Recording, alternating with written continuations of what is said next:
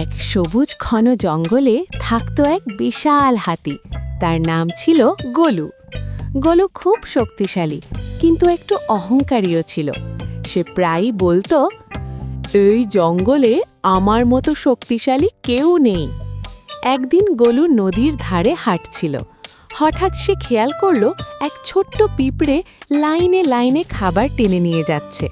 গোলু হেসে বলল, অরে, তোমরা এত ছোট, তোমাদের আবার কি শক্তি? পিঁপড়েটা সাহস করে বলল, আমরা ছোট হতে পারি, কিন্তু একসাথে থাকলে অনেক শক্তিশালী।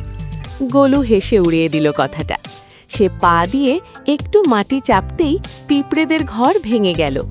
পিঁপড়েরা দৌড়াদৌড়ি শুরু করলো। হঠাৎ কি হলো জানো? পিঁপড়েগুলো একসাথে গোলুর পায়ের ওপর উঠে কামড়াতে শুরু করলো। চিমটি চিমটি! গোলু লাফাতে লাগলো। আহা আহা, বাঁচাও! অনেক কষ্টে সে নদীতে গিয়ে দাঁড়ালো। তখন পিঁপড়েরা নামলো। গোলু লজ্জা পেয়ে বলল, আমি ভুল করেছি, ছোট হলেও তোমরা খুব শক্তিশালী। পিঁপড়েটা হেসে বলল, শক্তি শুধু আকারে নয়, একতায়। সেই দিন থেকে গোলু আর কখনো কাউকে ছোট করে দেখেনি, বরং সে পিঁপড়েদের বন্ধু হয়ে গেল।